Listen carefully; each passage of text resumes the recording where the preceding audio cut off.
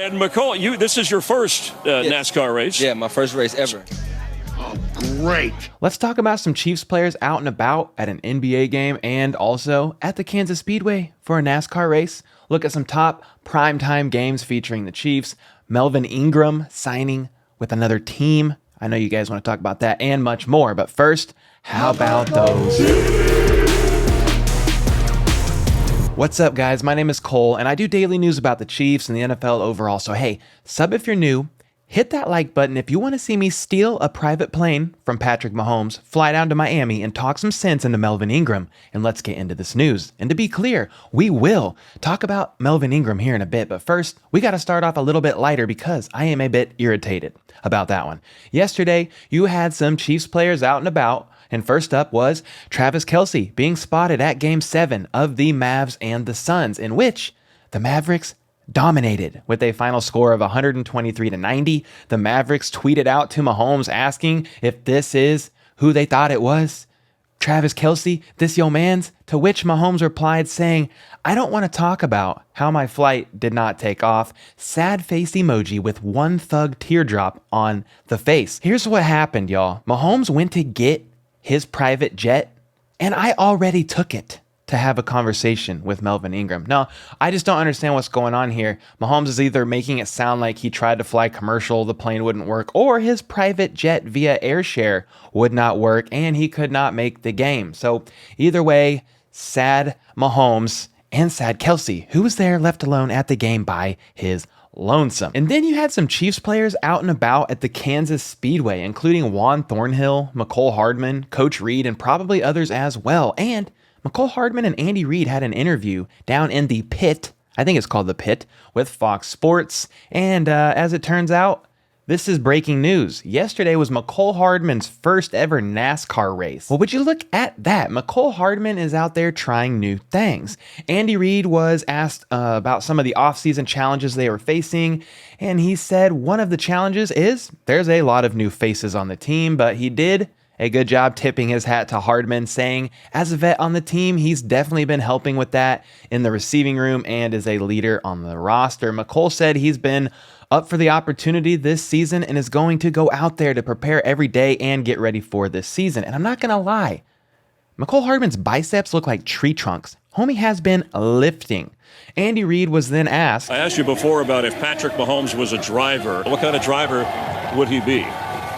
He'd be the best. And so Big Red is the best. You gotta love Andy Reid, man. Mecole said if Mahomes was a driver, he'd be aggressive at times, conservative at others. He is great at what he does, and that's why. That's why he got the keys to the car, honestly. So. And since they were being interviewed by Fox Sports, they definitely had to bring up Tom Brady, who will sign a deal with Fox Sports as an analyst once he is done with his NFL career. They've already announced it, basically a year in advance, just so everybody can talk about it all the time. Well, they asked Reid if he knew what his record was against Brady over the years, to which Coach simply said, not good. And survey says he was correct. He has 4 wins and 8 losses against Brady. But let's be honest, Tom Brady has done this to many people over the years, so it's nothing too terribly surprising. Andy Reid said whatever Tom Brady decides to do, he will be good at it, just like Peyton Manning, Troy Aikman, and others like that. And he wishes him the best when he decides to hang it up. And he actually said Brady can hang it up before the season starts if he'd like, since they play the Bucs on week 4. He was basically all jokes this interview. You could tell Coach Reid was enjoying himself and just having a great old time at the NASCAR race event thingy at Kansas Speedway. And it was fun to see them in a chill environment. Hopefully Hardman enjoyed his first NASCAR race, to which I will say this: it is freaking loud if you've ever been. That is the main thing I remember when my dad took me as a wee little child. I had earplugs, and then I had earplugs over the earplugs. So yeah, it's pretty wild out there. And the last thing I'm gonna say about NASCAR is left turn, baby. I'm so annoying. And then Adam Shine Shane Sheehan from NFL.com released an article that he does every year featuring all the top primetime games in his opinion. And while I'm not going to go over all 9, the Chiefs made 2 games on this list, so let's chat about it real quick. He lists the Chiefs versus the Buccaneers as 7th on the list, saying a Super Bowl LV rematch in the same venue, Raymond James Stadium, where the Buccaneers surprisingly blew out the Chiefs 2 Februarys ago. This will be the 6th and perhaps final matchup between Tom Brady and Patrick Mahomes, with the GOAT holding a 3-2 edge, including wins in the Super Bowl and AFC Championship game. Thanks for the freaking reminder, buddy.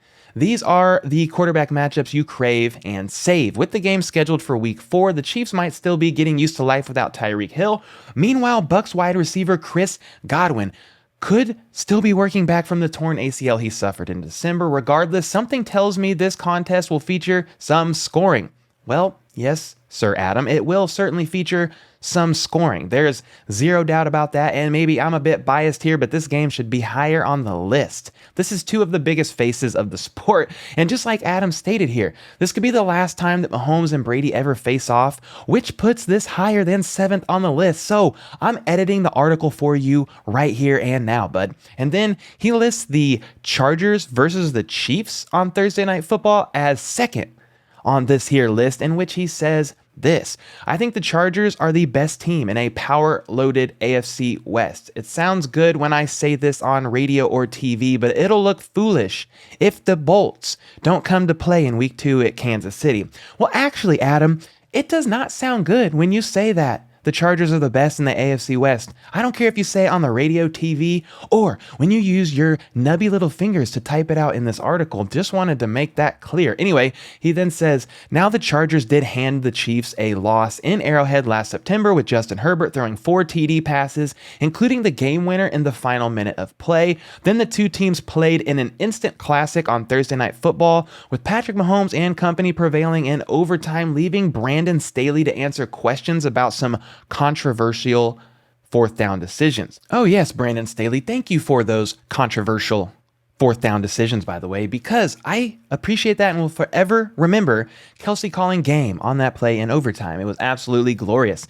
Anyway, Mahomes versus Herbert is going to be special for a long time, and I cannot wait to see the Chargers' revamped defense with J.C. Jackson and Khalil Mack joining Derwin James and Joey Bosa. Will Mahomes remain his dominant self, especially when it comes to blowing the top off of the defense, sans Tyreek Hill?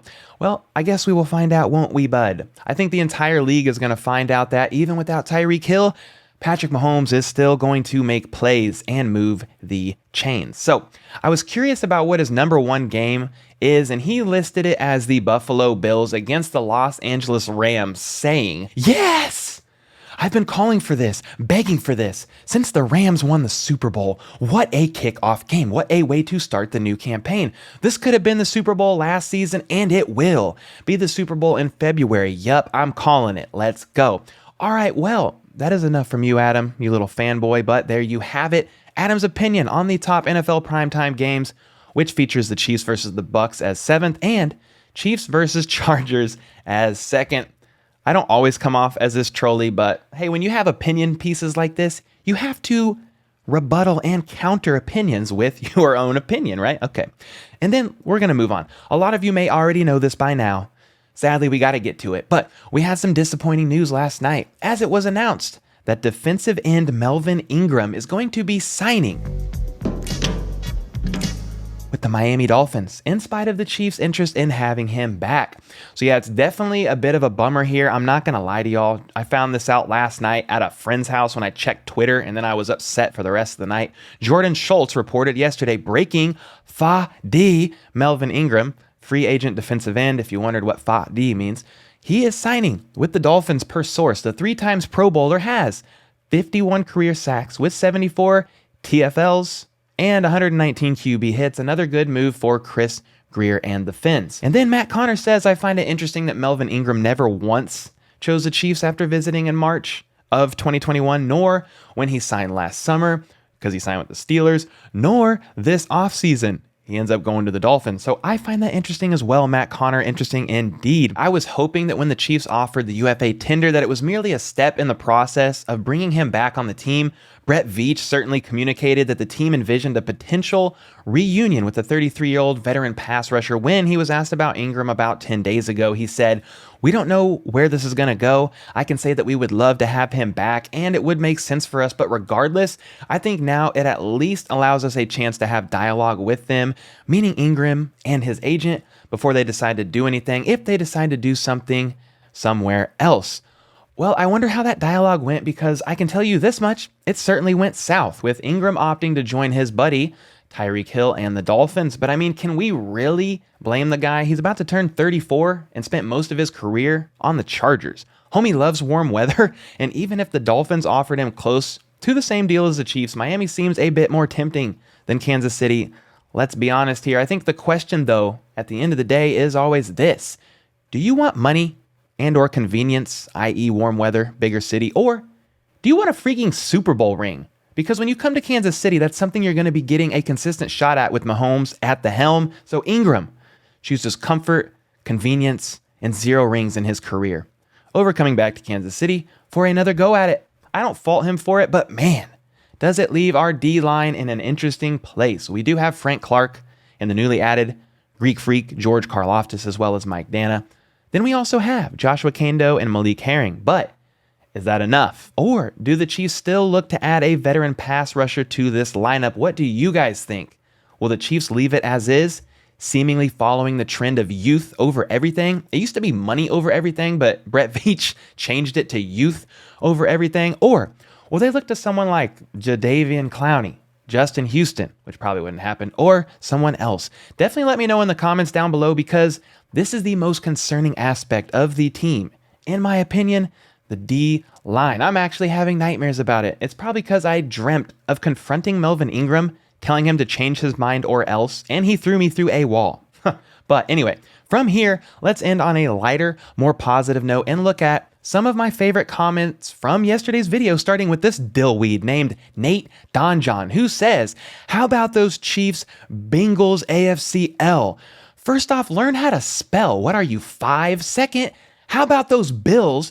4 Super Bowl L's in a freaking row. Or how about those Bills AFC Championship game L to the Chiefs a couple years ago, or last year in the divisional round of the postseason, year in and year out taking those L's. In fact, the only form of a W that Josh Allen and the Buffalo Bills will even experience concerning the Chiefs and Patrick Mahomes in the near future is the win that Mahomes is about to carry Josh Allen through in this freaking golf tournament against Brady and Rodgers. So be humble and sit down like Kendrick Lamar and learn some respect." All right, basically none of that was very serious at all, as I was not offended by this troll comment, but troll comments make for good content. So hope y'all enjoyed that one. Next Generation asks, "How smooth is your head?" Well, on the days that I shave it, Next Generation, which is like twice a week, my head is smoother than a baby's buttocks.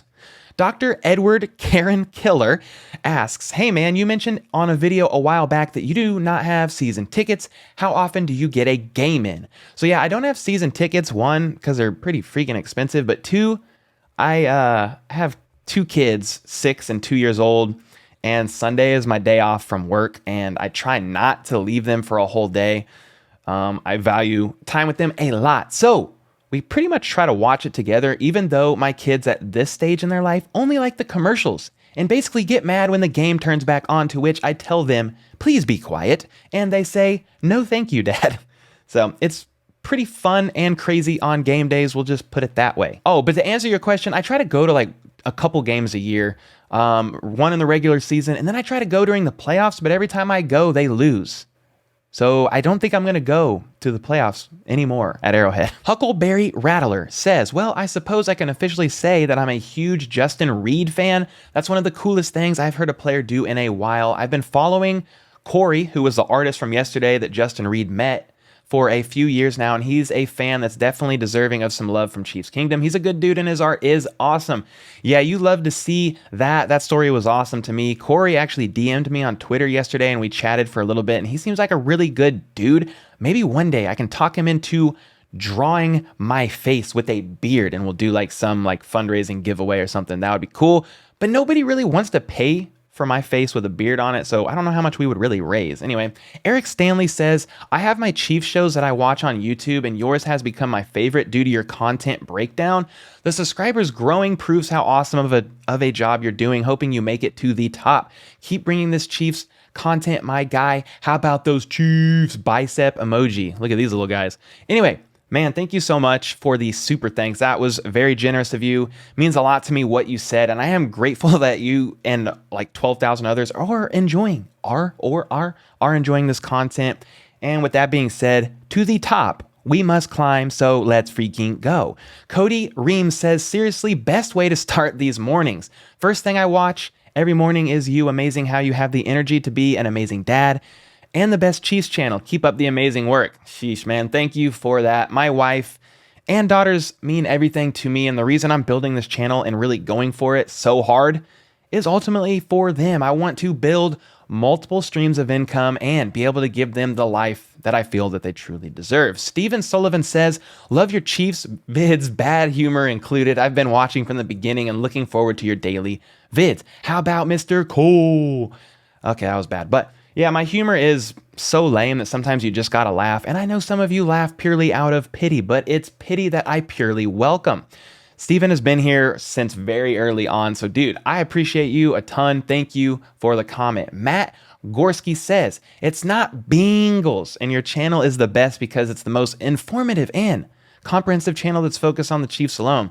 Well, first off, thank you for the compliment. Secondly, you say it's not Bengals, but it definitely is not Bengals. So Don Luck Pickard says, Duck Duck Goose? Seriously? Could you post an example of Duck Duck Goose other than the Chiefs and Rams game? Visuals would be appreciated. Keep up the great work. Manbeard the Kinky. And the last part of this comment has me dead. Like I died. I came back to life. Manbeard the Kinky.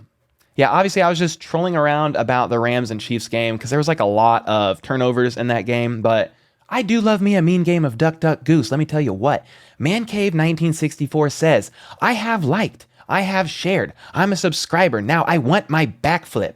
Well, here you go. Well, there is tricking in Scotland. Hello! So yeah, that was me. Even though I didn't have a beard, that was proof. I trained in martial arts for over 10 years, have my second degree black belt in Taekwondo, and used to flip all around. But now my body hates me, and I'm just grateful to be able to walk down these stairs to record these videos for you all. So no backflip from this 31-year-old old man. Make sure to comment below to potentially be featured in tomorrow's video. Sub for more daily news like this. And then check out this video here from yesterday where I share about a very generous gesture from Justin Reid for a Chiefs fan and much more. And until next time, let's go. How about those?